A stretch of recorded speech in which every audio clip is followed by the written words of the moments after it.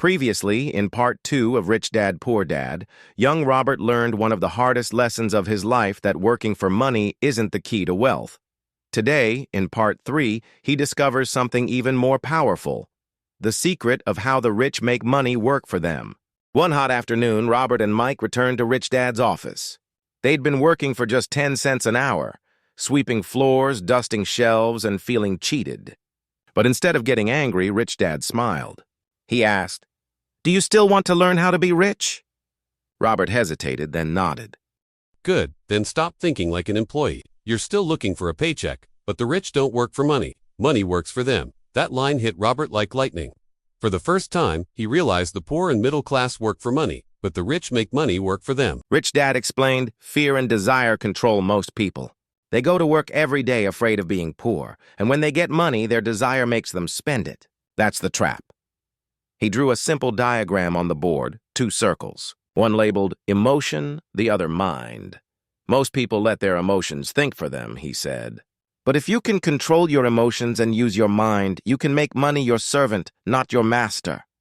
Robert finally understood. The true lesson wasn't about earning more. It was about thinking differently. Rich Dad took the boys for a drive through the town. He pointed to people walking to their jobs, paying bills, and shopping on credit. "Look closely," he said. "This is called the rat race. People work hard, get paid, and spend everything on expenses. Then they have to work even harder next month.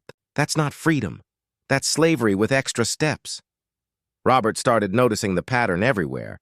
Parents arguing about bills, neighbors bragging about new cars, yet always broke before month end.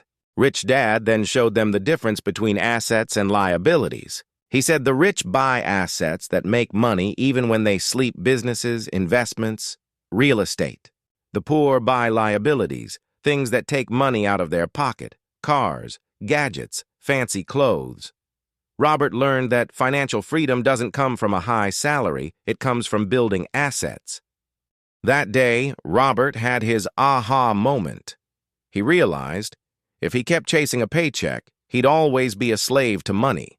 But if he learned to invest, to think, and to use money as a tool, he could be free. He looked at Rich Dad and said, "I get it now. I don't want to work for money anymore."